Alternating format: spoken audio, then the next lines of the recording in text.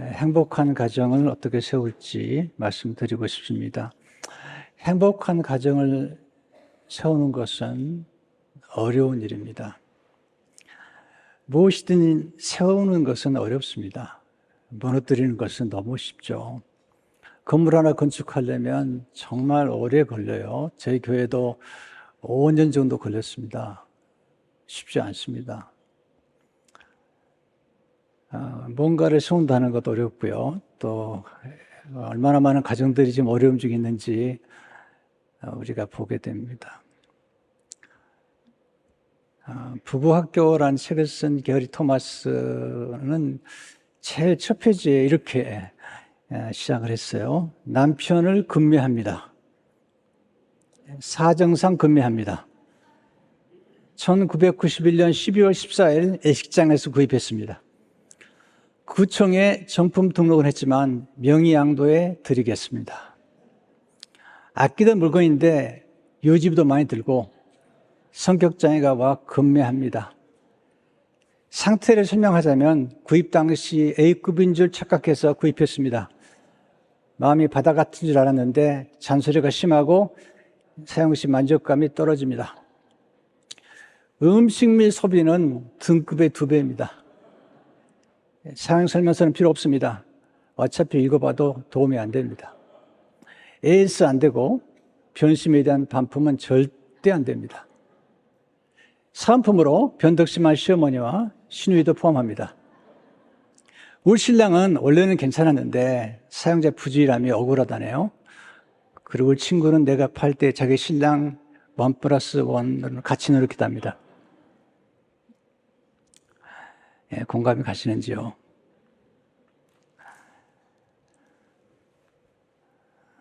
남편들이 화가 나셨는지요? 왜 아내를 금매합니다라는 광고는 없는지요? 결혼을 떠나서 산다는 것이 어렵습니다. 혼자 사는 것이 어려울까요? 함께 사는 것이 어려울까요? 둘 다 어렵습니다. 사람 나름이라고 이야기하고 싶지만 둘 다 어려운 것이 사실입니다. 폴 트리니는 결혼을 하든지 안 하든 삶이란 언제나 어렵다. 인생의 어려움이 무엇이건 간에 어려움이 없는 인생은 없다. 인생은 어렵다 라는 사실을 받아들이면 조금 인생이 가벼워질 수 있습니다. 독신과 결혼이라는 책을 쓴 폴 트리니는 이렇게 말합니다. 쉬운 인생이 있는가? 없다. 진정한 문제는 어떤 사람이 결혼을 한다면 그 결혼을 성공적으로 만드는 것. 결혼하지 않는다면 독신 생활을 성공적으로 만드는 것이다. 요즘 독신이 아주 많아졌습니다. 한국 사회도 지금 옛날에 10%에서 지금 40% 이상이 독신으로 살아가고 있습니다. 잠언은 결혼 생활의 어려움을 아주 적나라하게 표현하고 있죠. 남자가 쓴 잠언이기 때문에 여인을 좀 폄하하는 것 같지만 잘 이해하고 들으시면 좋을 것 같아요. 잠언 25장 24절에 보면 다투는 여인과 함께 큰 집에 사는 것보다 움막에서 혼자 사는 것이 나으니라. 다투는 남편과 함께 큰 집에 사는 것이 움막에서 혼자 사는 것이 나으니라. 잠언 10장 10절을 보게 되면 다투는 여자는 비 오는 날에 이어 떨어지는 물방울이라. 하지만 잠언은 상대적으로 여인이 가정을 세우는데 얼마나 중요한지 그 역할에 대해서 강조하고 그 중요성에 대해서 강조합니다. 잠언 14장 1절을 보시면 지혜로운 여인은 자기 집을 세우되, 잠언 12장 4절을 보시면 어진 여인은 그 지아비의 면류관이라, 남편의 면류관이라는 겁니다. 잠언 32장 10절을 보시면 누가 현숙한 여인을 찾아왔겠느냐, 그의 값은 진주보다 더하니라. 현숙한 여인을 만나는 건 어렵다는 거예요. 값진 진주를 찾는 게 어려운 것처럼 선습관 여인을 만나는 것은 어렵다는 것입니다. 행복한 가정을 세우는 것은 어렵지만 불가능하지는 않습니다. 하나님이 가능하기 때문에 말씀하신 것입니다. 우리는 모두 가정을 통해 성장했고 가정의 영향력 속에 살고 있습니다. 평생 동안 사형수들을 돌보았던, 그리고 사형수들이 마지막 길을 돌보았던 분이 계십니다. 양순자 여사입니다. 그분의 쓴 책 어른 공부란 책에서 이렇게 기록하고 있습니다. 불행은 가정에서 시작돼 성숙하지 못한 부모, 그 다음에 참 중요한 얘기인데, 책임감이 무엇인지도 모르는 가정에서 보호받지 못한 생명들은 인생의 방향을 잡지 못하지. 브레이크가 고장 나버린 거야. 어린 시절이 사형수들의 삶 가운데 영향을 끼친 것입니다. 우리는 성숙해져 가야 되고, 또 책임질 줄 아는 남편과 아내가 되어야 되고, 또 공동체가 되어야 됩니다. 어떻게 하면 행복한 가정을 세울 수 있을까요? 첫째로 행복한 가정은 지혜와 지식으로 세워집니다. 잠언 24장 3절 4절을 보면, 집은 지혜로 말미암아 건축되고 명철로 말미암아 견고하게 되며, 또 방들은 지식으로 말미암아 각종 귀하고 아름다운 보배로 채우게 되느니라. 정말 지혜가 필요하고요, 정말 지식이 필요합니다. 근데 특별히 이 지식, 지혜 가운데 남자와 여자의 차이를 이해하는 게 필요해요. 이것은 결혼 생활뿐만 아니라 직장 생활, 또 교회 안에 공동 생활을 하는데도 너무 중요한 것 같아요. 우리 생각보다 사람들과 관계를 맺는 기술을 잘 익히지 못했어요. 대화의 기술. 얼마나 중요한지 몰라요. 소통이 안 되잖아요. 소통의 기술이 중요한데, 소통이 안 되는 게 고통이 오는 거죠. 네, 좋은 관계를 맺는 기술. 갈등을 해결하고 문제를 해결하고 위기를 극복하는 기술들, 너무나 중요한 것입니다. 특별히 결혼 생활에서 남자와 여자의 차이를 이해하는 게 필요합니다. 많은 분들이 그런 얘기를 해요. 우리 성격 차이가 있습니다. 그래서 이제 더 이상 못 살겠습니다. 성격 차이가 있을 수밖에 없죠. 어떻게 성격 차이가 없겠습니까? 남자와 여자가 다른데. 얼마나 다르냐면요, 남자와 여자는 하나를 만들 때 재료가 달라요. 남자는 흙으로 만들었어요. 여자는 갈비뼈로 만들었어요. 남자는 그래서 목욕을 길게 안 해요. 샤워밖에 안 해요. 왜냐하면 길게 하면 풀어지거든요, 흙이. 여자분들은 그냥 목욕탕에 오래 들어가야 돼요. 그래야지 갈비뼈가 이렇게 삶아지는 것처럼. 재료부터 다른데 어떻게 차이가 안 나겠습니까? 또 사람은 가정의 배경이 다르지 않습니까? 성격, 기질, 성향 너무 다른 거예요. 마치 소와 사자가 사랑하는 것 같죠. 소는 풀밖에 먹지 않고 사자는 고기밖에 먹지 않는데, 상대방을 모르고 사자는 고기를 갖다 주고 소에게, 소는 풀을 갖다 주면 노력만 가지고 안 됩니다. 소와 사자가 사랑하다가 헤어지면서 그랬다고 그러잖아요. 정말 노력을 다했는데, 최선을 다했는데, 최선을 다한다고 되는 게 아니에요. 우리에겐 지혜와 지식과 정보가 필요한 것입니다.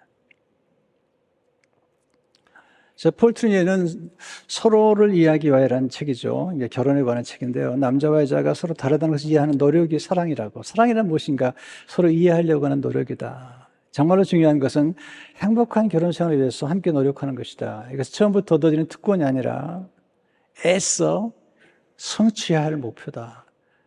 그런데 행복한 결혼 생활을 위해서는 반드시 서로를 이해야만 한다. 책에서 이런 주제를 쭉 다뤄요. 이해하기 위해서는 자신을 표현해야 한다. 이해하기 위해서는 용기가 필요하다. 자기를 드러내는 것도 용기잖아요. 물어봐야죠. 이해하기 위해서는 사랑해야 된다. 사랑하는 사람을 이해하며, 이해하는 사람은 사랑한다. 이해받고 있다고 느끼는 사람은 사랑받는다고 느끼며 사랑받는다고 느끼는 사람은 잘 이해받고 있다고 느낀다. 이해하기 위해서는 남녀의 차이를 인정해야 한다. 이해하기 위해서는 사랑의 차이를 인정해야 한다. 이해하기 위해서는 과거의 중요성을 인식해야 한다. 근데 결론은 이래요. 결론은 예수님께 온전한 이해는 예수 그리스도께 서로 복종할 때 가능하다는 겁니다. 예수님께 순종하는 부부는 정말 서로를 이해할 수 있는 길에 들어선 것입니다. 근데 잠언을 읽다가 여러분들이 굉장히 좀 반복해서 듣는 게 뭐냐면 음녀가 남자를 유혹하는 거죠. 그러니까 여자를 유혹하는 내용은 잠언에 별로 없는데 남자들이 성적으로 음녀에게 유혹을 받는 얘기가 자주 나와요. 왜 그럴까요? 남자는 성적인 데 가장 관심이 많아요. 왜 그러냐고요? 나도 몰라요. 그렇게 만들어졌어요. 여인들은 성적인 문제보다는 관계에 관심이 많아요. 관계. 남편이 얼마나 자기를 존중해주고 이해해주고 배려해주는지 관계에 관심이 많아요. 남자들은 시각적이고 그리고 충동적이에요. 여인들은 그렇지 않아요. 남자들은 이렇게 길 가다가 예쁜 여자를 보면 고개가 돌아가요. 이렇게. 그때 아내의 반응이 둘로 나눠지죠. 남자를 이해하지 못하는 아내는 여보, 지금 나이가 몇 살인데 당신 눈을 그냥 이게 남자를 이해하지 못하는 여인들의 특색이죠. 근데 남자를 이해하는 아내는요, 좀 제너러스한 아내들은 여보, 다 봤어? 이제 가자. 물론 둘 다 어려운 얘기죠. 근데 남자는 시각적이라는 것을 알아야 돼요. 여자는 청각적이에요. 그래서 사랑한다는 말을 해줘야만이 건강하게 살 수가 있어요. 어제 했는데 또 하냐고 그런 얘기를 하면 안 돼요. 밥을 어제 먹고 오늘 안 먹어요? 계속 말해줘야 돼요. 결혼생활 자주 듣는 게 뭐죠? 당신 나 사랑해? 그러면 이렇게 남편들에게 그럼 말로 해야 되냐? 말로 해줘야 됩니다. 왜냐하면 여자분들은 청각적이기 때문에 그래요. 달라요. 저도 결혼 생활을 지금 41년째 하고 있는데요. 이제 곧 42년이 되는군요. 그럼 많은 결혼 생활을 지켜보고, 근데 많은 남자들이 성적 유혹을 받는 거예요. 특별히 중년이 되면서 그 위기를 넘기는데 그때 외도도 하고 이렇게 술집에도 가고 그러는 거예요. 예수 믿어도 마찬가지인 거예요. 예수 믿으면 안 그럴 줄 알았는데 예수 믿어도 그렇게 하는 거예요. 왜 그럴까? 왜 잠언에서는 남자들이 성적인 유혹을 많이 받는다고 그토록 얘기하는 걸까? 물론 해당 안 되는 분도 있을지 모르지만은 일반적인 얘기를 제가 하는 거예요. 폴 트루니에가 그런 얘기예요. 남자들은 죄의식이 많다는 거예요. 여자들은 도덕성이 굉장히 높대요. 그래서 항상 자기가 남편보다 도덕적으로 우월하다. 자기가 더 훨씬 성결하고 거룩하다. 남자는 더럽다. 이런 생각을 여자들이 한다는 거예요. 그래서 남자들이 술집에 간다는 거예요. 그래서 남자들이 다른 여자를 만난다는 거예요. 그는 이렇게 기록하고 있습니다. 일반적으로 말하면 남편은 실제보다 더 무거운 죄의식의 짐을 지고 살아간다는 것이다. 그 아내에게 솔직해지기가 훨씬 어려운 이유는 아내가 더 고결해 보이기 때문인데 아내 자신도 그렇게 여긴다. 아내의 눈에는 자신의 삶이 남편보다 훨씬 더 훌륭해 보인다. 그러니 어떻게 남편을 이해할 수 있겠는가? 남편은 아내가 자신을 경멸하지는 않을까 두려워한다. 그에게는 아내가 도둑법으로 똘똘 뭉친 경찰관처럼 보인다. 그러다 보니 남자는 문화적으로나 사회적으로 자신보다 열등한 여자에게 마음을 열게 된다. 그녀는 아내만큼 존경스럽지는 않지만 함께 있으면 좀 더 자유로워지고 편안함을 느끼게 해준다. 그녀는 그를 존경하고 있는 모습 그대로 인정해주며 심지어 그 자신이 부끄럽게 생각하는 행동까지도 너그럽게 받아준다. 이렇게 해서 많은 간통사건이 일어난다. 체면이 깎인 정숙한 아내는 그것을 알게 되고는 격렬하게 비난을 퍼붓는다. 여기서 다시 한번 그녀는 자신의 행동이 남편에 대한 사랑에서 나온 것이라고 확신한다. 하지만 그녀는 부부관계를 갈라놓은 장벽의 마지막 벽돌을 놓고 있을 뿐이다. 제가 다윗의 생애를 연구하다가 왜 다윗은 그 왕의 딸과 결혼하고 미갈과 결혼하고 그리고 또 여러 연인이 있었잖아요. 그런데 왜 밧세바 같은 그렇게 평범한 여인을 그렇게 좋아하고 그렇게 사랑하고 그랬을까? 네, 이 폴 트루니 하는 말이 맞아요. 미갈이란 여자는 왕의 딸이잖아요. 그래서 다윗을 경멸합니다. 다윗이 왕이 돼서 예배할 때 춤을 추다가 바지가 벗겨지니까 아주 조롱을 해요, 조롱을. 비아냥을 거리는 거죠. 그리고 이 미갈 앞에서 다윗은 항상 목동인 거예요. 미갈이 다윗을 볼 때마다 넌 목동이야. 넌 천한 집안의 자녀야. 이렇게 생각나게 만들어주는 거예요.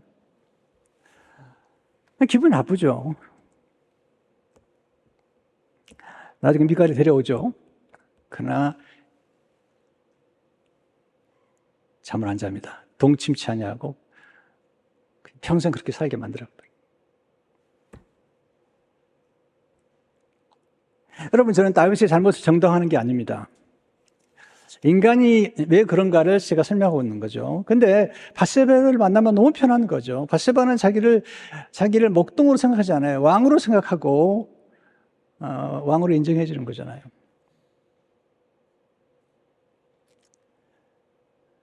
다윗이 그럴 수밖에 없다는 거죠. 하나님은 그걸 이해해 주세요. 이게 보세요.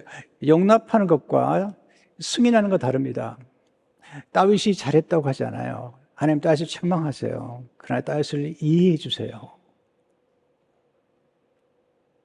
그에게 다윗이 자비를 베풀죠. 하나님이 다윗을 베풀고 그리고 밧세바에게서 태어난 솔로몬을 후계자로 삼으시잖아요. 물론 다윗은 그날 이후로 하나님의 인자와 긍휼하심을 찬양하고 그 이후로는 똑같은 죄를 범하지 않습니다.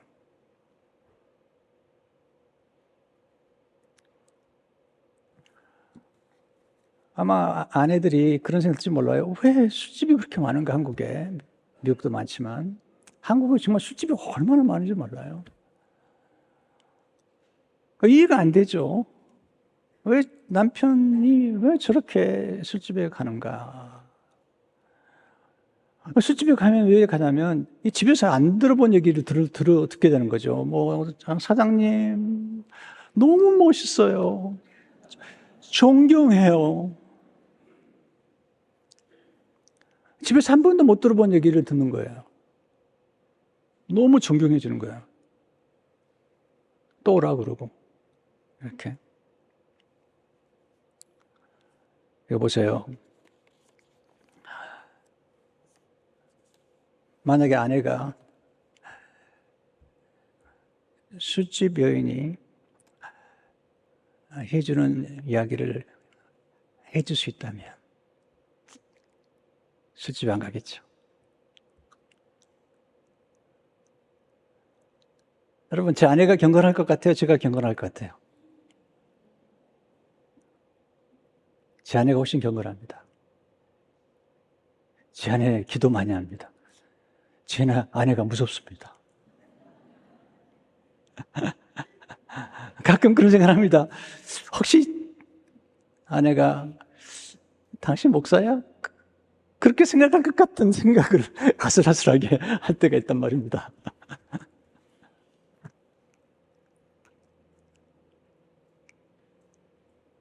근데 정말 우리가 결혼 생활하면서 너무 노력을 하지 않아요. 아내와 남자가 얼마나 차이가 많은지, 그리고 남자란 존재가 얼마나 아내와 다른지 그걸 공부를 안 하기 때문에 아내들이 남편을 잘 이렇게 용납하지 못하고 이해하지 못할 때가 많거든요. 그리고 남자들이 이제 중년에 가면 이게 사축이라고 그러는데 위기가 와요. 이제 몸의 변화가 일어나고 그러면서 이제 그때 새로운 사랑에 도전해 보고 싶은, 부인은 이제 자기를 인정해 주지 않으니까. 거기다가 처음에 만났던 아내는 그렇게 잘 가꾸더니 어느 날부터 가꾸질 않은 거죠. 몸빼 바지에 머리는 흥크러졌죠. 밖에 나갈 때는 예쁘게 화장하는데 집에서는 그냥 화장을 아직 안 하죠. 누구를 위해서 화장하는지 모르게끔. 그러니까 근데 밖에 나가보면 정말 직장에 가도 그렇고 대단하게 차려입고 또 아주 세련된 모습으로 왔다 갔다 하는 사람들이 많잖아요.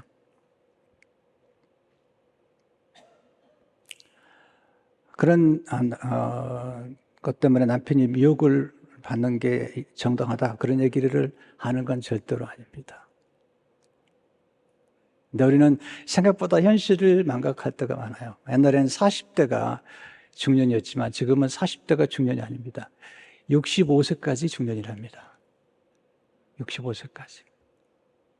50세 넘었으니까 이제는 주책 안 부리겠지. 그런 생각하지 마세요.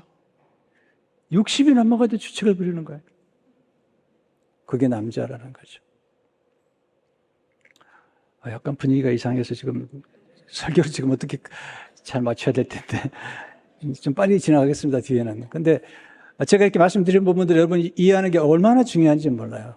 굉장히 중요해요. 왜냐하면 많은 가정들이 이걸 이해하지 못하기 때문에 가정이 어려움을 겪게 돼요. 가정이 깨어지고, 그리고 가정이 너무나 어려워지는 거죠. 여러분 다른 책 볼 거 없어. 성경만 보세요. 성경만 제대로 읽고 성경만 이해해도요, 인간을 정말 잘 이해할 수 있거든요. 왜 예수님께서 사마리아 여인, 남편 5이나 있는 여인을 찾아가서 그녀에게 복음을 전했겠어요? 간음해서 붙잡힌 여인을 향해서 다시는 죄를 짓지 말라, 이 말은 뭐냐면 나는 너를 믿는다, 너에게 미래가 있다고 말해주는 거예요. 제가 이제 지혜 설교 시리즈가 끝나면 한 3주 후 더 하겠고요. 3주 끝나면 이제 산상수훈 설교 가운데 팔복에 대한 설교를 하려고 그래요. 팔복은 산상수훈 전체를 보여주기 때문에 하는데, 산상수훈을 보면 놀라죠. 어떻게 그렇게 살 수 있나. 근데 하나님은 사실 그런 게 아니라 믿어주는 겁니다. 그렇게 살 수도 있다고 믿어주는 거죠. 그러니까 이 간음해서 붙잡힌 여인이 예수님께서 가서 다시는 죄를 짓지 말라는 말을 들을 때 엄청난 돈을 받은 거죠. 와, 나를 믿어주는 사람이 있구나. 그리고 사마리아 여인을 보면서 예수님께서 처음에는 남편 데려오라고 그랬지만 나중에 얘기하잖아요. 나중에는 예배에 관해서 얘기합니다. 여러분, 인간에게 있는 이 두 가지 모순, 그렇게 욕적인 사랑 같지만 너무나 예배를 갈망하는 그 사마리아 여인, 이게 인간이 가진 양면성이고 이중성입니다. 이것이 인간이 가지고 있는 그늘입니다. 이 그늘을 이해하고 그늘을 품어줄 줄 알아야 됩니다. 중국에서 나온 얘기인데요. 어떤 사람이 자기 그림자를 실어가지고 그림자를 안 만나려고 막 달려가는 거예요. 왜냐하면 멈추면 그림자가 보이니까. 막 달려가다 죽어버렸대요. 여러분, 그림자도 우리 한 부분이죠, 부분. 자신의 어두운 그림자도 사랑할 수 있어야지 성숙한 사람이 되고, 그런 사람만이 다른 사람, 곧 아내와 남편의 그림자도 이해해 줄 수가 있는 거죠. 두 번째, 행복한 가정을 세우는 데 필요한 구체적인 지혜를 배워야 됩니다. 빨리빨리 넘어가겠어요. 첫째로, 서로를 최상으로 여기는 것 지혜죠. 아가씨 장자님들을 보면요, 여자들 중에서 내 사랑은 가시나무 가운데 백합화 같구나. 남자들 중에 나의 사랑하는 자는 숲을 가운데 사과나무 같구나. 내가 그 그늘에 앉아서 심히 기뻐하였고 그 시간은 내 입에 달았구나. 여러분, 이거 진짜 놀라운 사랑인데요. 사랑에서 가장 무서운 것은 비교입니다. 비교. 자기 남편과 옆집 남편을 비교하는 것, 자기 아내와 옆집 아내를 비교하는 것, 나쁜 건데, 이 사랑은 놀라워요. 술람미 여인이 얼마나 사랑스러운지, 모든 여자는 가시나무로 보이고 술람미 여인만 백합화로 보인대요. 솔로몬이 어떻게 보이냐면 모든 남자는 숲으로 보이고 솔로몬만 사과나무처럼 보인대요. 어떤 분은 반대로 보인다고 그러더라고요. 모든 여자는 다 백합화로 보이고 자기 마누라는 가시나무로 보이고. 사실 결혼하면서 자기 남편을 최고로 생각하는 사람, 자기 아내를 최고로 생각하는 사람, 이게 행복한 거예요. 제 딸을 둘 키우면서 저는 사이를 보는 기준이 사실은 딱 한 가지였습니다. 물론 뭐 여러 가지 생각하겠죠. 뭐 돈도 잘 벌고 잘생기고 뭐 키도 크고 똑똑하고 그러면 다 좋아하겠지만 저는 그런 걸 생각하지 않았습니다. 네. 내 딸을 최고로 생각해 줄 수 있는 사이, 그거면 된다.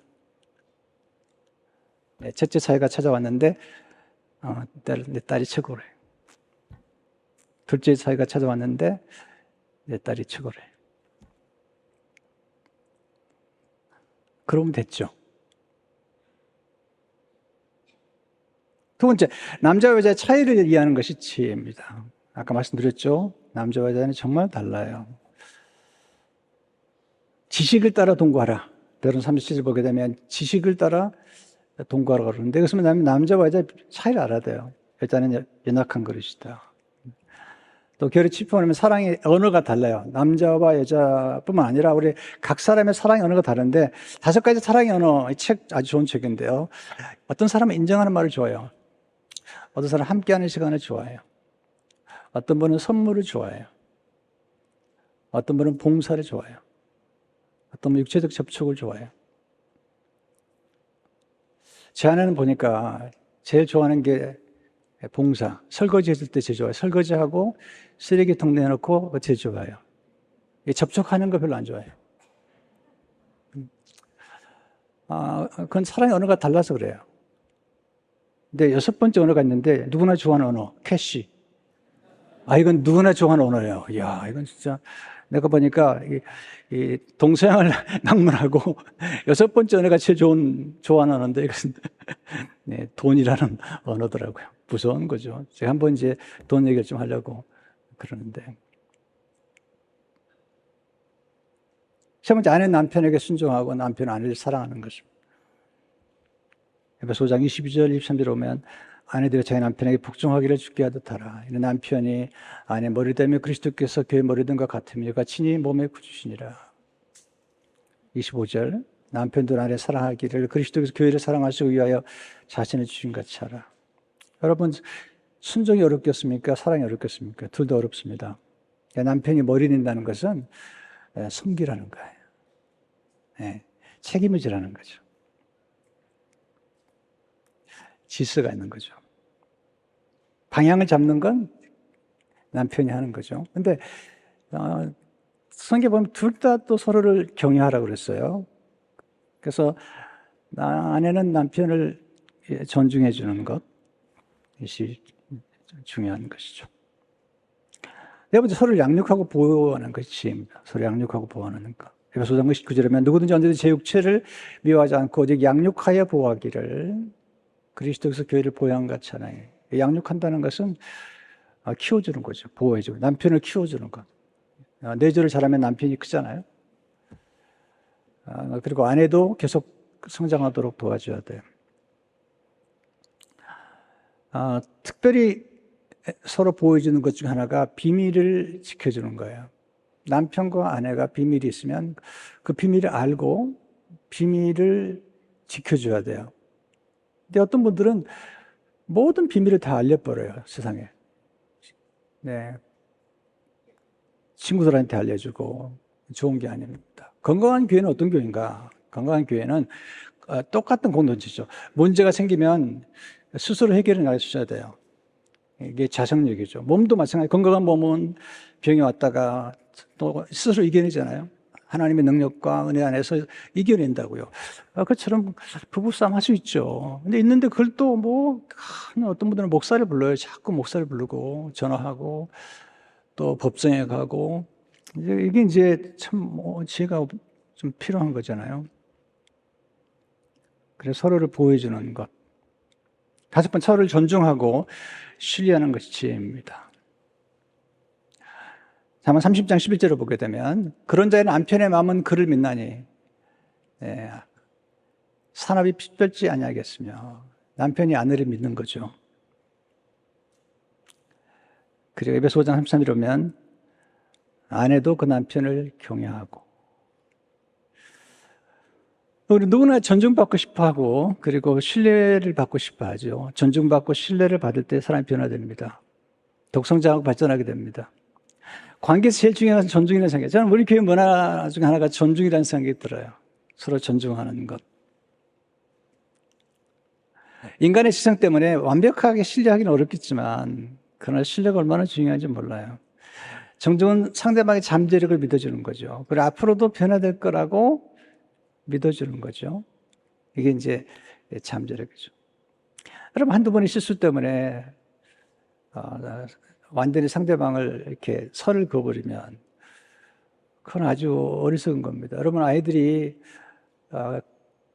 걷기 위해서 얼마나 여러 번 넘어지는지 엄마, 아빠라는 말 한마디 하기 위해서 처음에 3,000번 정도 연습한다고 그러잖아요. 그렇지만 우리가 살아가면서 어떻게 완벽할 수 있어요? 완벽하면 십자가가 필요 없죠. 완벽하면 복음이 필요 없죠. 믿어줘야죠. 6번째, 서로의 필요를 돕는 배필이 되는 것이 지혜죠. 어떤 자꾸 남편의 약점을 얘기하는데 내가 이게 그래서 결혼한 거라고. 남편의 약점을 보완해 주기 위해서 결혼한 거라고. 창세기 2장 18절을 보시면 2장 18절을 보시면 여호와 하나님이 사람이 이러시다. 사람이 혼자 사는 것이 좋지 아니하니 내가 그래 돕는 배필을 지으리라 하시라. 이 돕는 배필이라고 할 때 이게 이제 히브리어로 에제르입니다. 에제르. 이게 도움이라는 도움.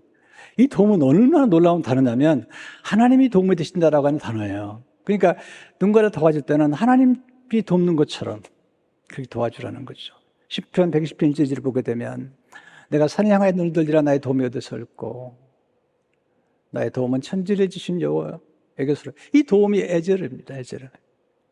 시편 3편 20절을 보게 되면 우리 영혼이 여호와를 바라며 그는 우리의 도움과 방패시로다. 남편의 도움과 배려와 친절이 아내에게 필요하죠. 또 남편은 아내의 부족한 점을 보완해주고 또 아내는 남편의 부족한 점을 보완해줘야 돼요. 당신이 이거밖에 안 돼. 네, 바로 그 부족하기 때문에 결혼한 거죠. 그 부족한 것을 채워주려고 결혼한 거죠. 7번째, 가정의 화목을 깨뜨리는 작은 여우를 경계하는 지혜입니다. 작은 여우. 아가시장 15절을 보게 되면 우리를 위하여 여우 곧 포도원을 허는 작은 여우를 잡으라. 우리의 포도원에 꽃이 피었습니다. 포도원을 허는 작은 여우. 이게 가정을 허는 작은 여우. 또 교회도 마찬가지죠.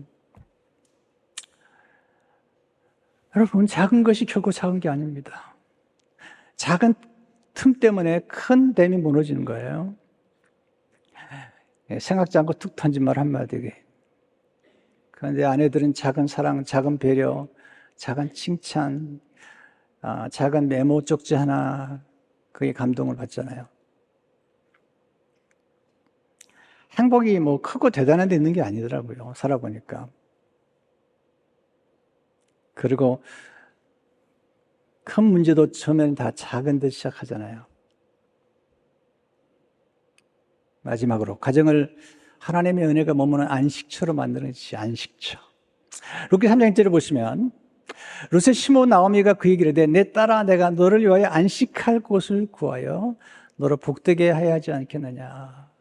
지금 시어머니가 과부가 된 루스를 위해서 지금 결혼을 시키려고 안식할 곳을 구하. 이 말은 뭐냐면 가정입니다. 가정. 결혼 짝을 지어서 안식하도록 도와줘야겠다. 근데 이 안식이 있어서, 이 룻기에서 보면 안식이 있어서 가장 중요한 게 뭘까? 또 우리가 신앙생활 가장 중요한 게 뭘까? 저는 많이 있지만 두 가지라고 생각해요. 하나는 용서라는 용서. 우리가 하나님 앞에 용서받은 사람들이라면 우리가 아내와 남편을 용서할 수 있어야 됩니다. 아내는 남편이 집에 들어오면 용서해주고 무거운 짐, 세상에 살다가 무거운 짐을 내려놓을 수 있도록 도와줘야 돼요. 용서가 없으면 가정은 안식처가 아닙니다. 요즘 한국 교회는 너무 많이 싸워요. 너무 많이 법정 투쟁하고 있어요. 한국 교회가 안식처가 아니라 싸움터가 됐어요. 완전히 정죄하는 것이죠. 한국 사회가 정죄의 사회가 됐어요. 용서가 없어요.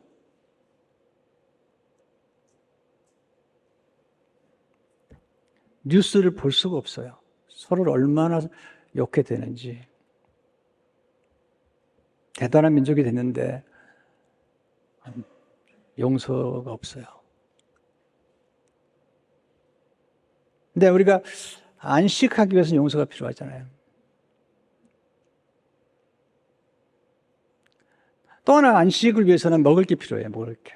지금 이 룻과 나오미가 먹을 게 없어가지고 지금 이 이삭을 주워서 먹는 거죠. 근데 지금 이렇게 3장은 어떤 상황이냐면 이제 그 이삭을 줍는 계절이 이제 끝나가는 거예요. 이제 이삭을 줍는 계절 동안은 룻이 가서 보아스의 밭에서 이삭을 주웠는데 이제 보리 그 이삭을 줄 때가 끝난 거죠. 끝나니까 이제 이 가나안의 집이 큰일 난 거죠. 그래서 결혼을 시켜야 되겠다는 거죠. 보아스는 부자잖아요. 보아스를 만났을 때 이제 경제 문제가 해결되잖아요. 근데 자문에 보면 현숙한 연인은 살림을 잘한다는 거죠. 여러분, 살림다는 게 뭐죠? 우리 아내 살림을 잘한다. 뭐냐면 살림을 잘한다는 것을 살린다는 거예요. 시들은 것을 살리는 거죠. 남편이 축 처졌을 때 격려해서 살리고, 피곤했을 때 쉬게 해서 살리고, 상처받았을 때 밀어서 살리고, 배고플 때 먹여서 살리고. 살린다는 것을 키우는 거예요. 키우는 거. 남편이 갖다 돈이 얼마든지 상관없이 지혜로운 여인은 그걸 키우는 거예요. 키우는 거죠. 그걸 잘하는 게 현숙한 연인. 자문 31장 24절 27절을 보게 되면 그런 배로 옷을 지어 팔며 띠를 만들어 상인들에게 맡기며 능력과 존귀로 옷을 삼고 후일을 웃으며 미래를 다 준비했기 때문에 입을 열어 지혜를 베풀며 그 혀로 인의의 법을 말하며 자기의 집안일을 보살피고 게을리 얻은 양식을 먹지 않아요. 부인이 굉장히 부지런한 거죠.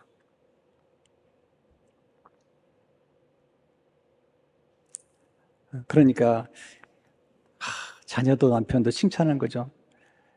마지막 부분 보면 28절 29절을 보게 되면 그의 자식들이 일어나 감사하며 어머니에게 감사하고 남편은 칭찬하기를 덕행 있는 여자가 많으나 그들은 모든 여자보다 뛰어나다 하느니라. 이게 덕행이라는 게 뭔지 아세요? 성품과 능력을 겸비하는 거죠. 여러분, 요즘 젊은 사람들은요, 결혼할 때 아내의 능력을 봅니다. 옛날하고 달라요. 옛날엔 집에서 그냥 살림만 하라고 그랬지만 지금은 달라요. 사는 게 너무 어렵거든요. 그래서 부부가 일하는 집이 너무 많아요. 제 아내도 미국 와가지고 은행에서 일했고 그 다음에 시청에서 13년 일했어요. 생활이 안 되는 거예요. 교회에서 주는 사례 가지고 생활이 안 되는 거예요. 네. 남편도 마찬가지죠. 남편의 책임 중에 하나가 뭐죠? 가정의 살림이 잘 가도록 책임을 져야 되는 거예요, 남자가. 경제 생활에 책임을 질 수 있어야 돼, 남자가. 열심히 살아야 돼요. 열심히 노력해야 돼요. 대충 살아서는 안 되는 거예요.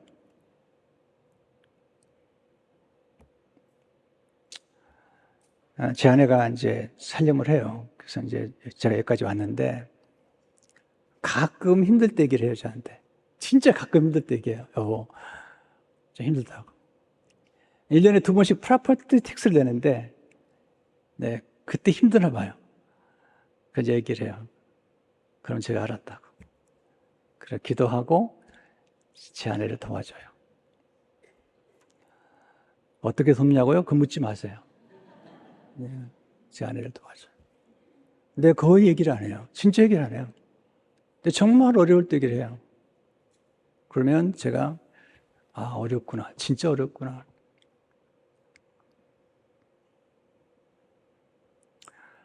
제가 한번 굉장히 어려운 일이 있어가지고, 목회를 한 1년 쉬어야 될 수밖에 없는 그런 뭐 복잡한 법적인 문제가 있었어요. 정말로. 아침에 이제 법정에 나가는데, 제 아내가 부탁하더라고. 모든 걸 타협해도 좋다. 그렇지만은, 목회를 쉬는 것은 반대다. 오. 나는 목회를 쉬어도 빨리 끝내고 싶은데. 근데, 결국은 이제 이렇게 타협을 하다가 이제 안 됐어요. 변호사님들이 반대를 해가지고. 다 타협을 했는데 변호사님들끼리 자기네끼리 싸워가지고 안 됐어요. 네. 근데 제가 그런 생각했어요. 만약 1년 동안 쉰다면 내가 가족을 어떻게 먹여 살릴 것인가를 생각했어요. 네. 1년 동안 한국에 나가서 세미나를 인도하든 강의를 하든 가족을 먹여 살려야 되겠다. 그렇게 생각을 했습니다. 미국에서는 목회를 하기 어려운 상황이 됐으니까. 근데 하나님의 은혜로 섭리 가운데 그게 안 돼가지고 이렇게 목회를 하게 돼서 너무 감사하죠. 행복한 가정은 기도와 인내와 훈련을 통해 세워지는 겁니다. 저절로 지잖아요. 기도하고 인내하고 훈련해야 됩니다. 하나님과 관계가 꼭 필요해요. 세실 메이어가 이런 얘기 했어요. 세실 메이어가. 성공적인 결혼 생활의 비결은 항상 남편과 아내와 하나님 사이에 삼각관계를 이루는 것이다. 네, 저도 기도하고 제 아내도 기도하고 삼각관계가 좀 좋은 거죠. 그리고 노력만 가지고 안 돼요. 정말 세상에 유혹이 얼마나 많은지 몰라요. 한국 보니까 직장에서 집에까지 가는 길 동안에도 유혹이 막 깔려 있다는 거죠. 근데 거기에서 보호받는 건 하나님의 은혜입니다. 하나님 지켜주셔야 됩니다. 아내들이 남편에서 많이 기도해야 됩니다. 요즘 여자들 무서워요. 결혼했다고 괜찮대요. 지금 그렇게 생겼어요. 이 세상이라는 게. 시편 110편 1절을 보세요. 여호와께 집을 세우지 아니하시면 세운 자 수가 헛되며 여호와께 성을 지키지 아니하시면 파수꾼의 경성함이 없어라. 근데 정말 그 남편들을 아내가 경건하고 기도 생활 많이 하면 좋아하셔야 돼요. 좋아하셔야 돼요. 왜냐하면 잠언 31장 마지막 30절 31절 이렇게 얘기하고 있죠. 고운 것도 거짓되고 아름다운 것도 헛되나 오직 여호와를 경외하는 여자는 칭찬을 받을 것이라. 그 손의 열매가 그에게로 돌아갈 것이요 그 행한 일로 말미암아 성문에서 칭찬을 받으리라. 하나님을 경외하는 아내가 집안을 지키거든요. 집을 지키는 거죠. 여러분, 결혼 생활은 사계절처럼 똑같아요. 모든 공동체나 관계나 이렇게 처음에 한 일만 너무 좋죠. 그때는 깨가 쏟아지는 거죠. 근데 좀 지나면 갈등이 생깁니다. 싸워요. 좀 지나면 권태가 옵니다. 네. 권태. 무서운 겁니다. 이럴 때 이제 유혹이 찾아오는 겁니다. 이거 알아야 돼요. 근데 지혜로운 부부는 갈등도 올 수 있고 권태도 올 수 있다. 그렇기 때문에 이 시기만 넘기면 극복이 될 것이다. 그러면 성숙한 결혼을 할 수 있을 것이다. 결혼생활 할 수 있을 거라고 아는 거죠. 그런데 이런 과정을 모르는 사람들은 남편이 좀 실수하거나 그럴 때 너무 샤킹한 거죠. 그럴 줄 몰랐다는 거죠. 또 남자도 마찬가지죠. 이렇게 중년의 위기가 찾아왔을 때 이상한 감정이 드는 거예요. 이상한 감정이 드는 거예요. 네, 옛날에 연애했던 그런 감정이 드는 거예요. 그냥 어떻게 할 수가 없는 거예요. 그럴 때 내가 지금 중년의 위기구나. 그걸 알면 유혹을 물리칠 수가 있어요. 자기를 다스리고 자기를 이기는 건 어려운 겁니다. 근데 중년의 위기가 왔구나. 제가 40살이 됐을 때 제 멘토 이동원 목사님께서 제게 말씀하셨어요. 이동원 목사님 저하고는 띠동갑이에요. 이 목사님 저보다 12살이 많으세요. 근데 내가 딱 40 됐을 때 저한테 말씀하셨어요. 내가 이제 막 50을 넘어갔는데 40은 불혹의 나이가 아니라 유혹의 나이다. 내가 잘 지나갔지만 힘들었다. 이런 말씀하셨어요. 조심해라. 저는 참 고마웠어요. 왜냐하면 중년의 감정과 위기를 인정해 주셨기 때문에, 그리고 미리 알고 잘 넘어가도록 안내를 해 주셨기 때문이죠. 우리는 상대만 잘 만나면 행복할 거라고 생각하는데요. 절대 그렇지 않습니다. 사랑은 훈련입니다. 사랑은 기술입니다. 사랑은 의지입니다. 어느 순간에 감정은 식어요. 감정은 정말 믿을 수가 없는 거죠. 결혼하기 전에, 좀 소리 길어진다. 결혼하기 전에 남자들이 얼마나 잘합니까? 문도 열어주고, 음식 먹을 때마다 먹여주고, 집에 데려다 주고. 여러분, 결혼하고 6개월만 지나보세요. 문 열어주나 보세요. 그런 남자 없어요. 미쳤어요, 그 남자는. 연애할 동안에 도파민이 나와가지고, 이게 그런 거거든요. 근데 도파민이 이제 싹 사라져버리는 거죠. 그것도 여자분들이 이해를 해야죠. 이제 도파민이 사라졌기 때문에 이제 어떻게 하면 좋을까. 이제 그걸 뛰어넘는 거죠. 그러면서 이제 로맨틱한 사랑을 유지하는 걸 또 연구해서 배우고. 그래서 이제 에로스의 사랑이 중요하거든요. 에로스의 사랑이 유지가 돼야지 이게 로맨틱한 사랑이 유지돼요. 거기에 서로 우정을 나눈 필리아의 사랑이 합해지고, 거기에 아가페 사랑이 합해질 때, 이게 죽을 때까지 에로스의 사랑이 유지가 돼야 돼요. 이제 하나님의 사랑을 알기 때문에 에로스는 필요 없다. 말도 안 되는 얘기예요. 요즘 세상에 밖에서 70, 80에도 남자들에게 욕구가 있어요. 여인도 마찬가지예요. 여자가 없다고요? 말도 안 되는 얘기죠. 그러니까 지금은 시대가 바뀌었어요. 지금 65세까지가 청년이래요. WHO에서 발표한 거예요. 이제 65세까지 청년이고, 그 다음부터가 이제 아줌마. 그러니까 70이 되었다고 할머니 그러면 그냥 뺨 맞는 거야, 이건. 아줌마인 거야, 아줌마. 나 청년인 거죠. 그러니까 시대가 바뀐 걸 알아야 되고. 여러분, 제가 청년 같아요? 아니면 아저씨 같아요? 네. 여러분, 가정은 가장 소중한 선교지입니다. 그래서 가정을 잘 돌보셔야 됩니다. 여러분, 가만두면 잘 크는 건 잡초밖에 없습니다. 가정과 정원은 날마다 가꿔야 합니다. 자녀들도요, 좀 기다려 주세요. 사춘기 어렵습니다. 자기가 조절이 안 되는 거죠. 그냥 호르몬은 막 넘쳐 흐르죠. 여드름은 나죠. 그냥 이건 어려워요. 그러니까 좀 기다려 주세요. 기도하시고. 그러면 지나갑니다. 오늘 이 말씀을 기억하시면서 행복한 가정, 또 혼자 사는 분들은요, 혼자 잘 사세요. 예수님도 혼자 사시니까 잘 사시고, 그 대신에 직장 생활 잘하고, 교회 생활 잘하고, 또 좋은 친구들 만나고, 그러면서 살아가는 거죠. 여러분, 부부 생활, 결혼 생활 결혼했다고 외롭지 않나요? 진짜 이게 말 조심해야지. 집에 가느냐 못 가느냐. 이게 여러분 결혼해도 외로워요, 여러분. 여러분 행복하시길 주의 이름으로 축원합니다.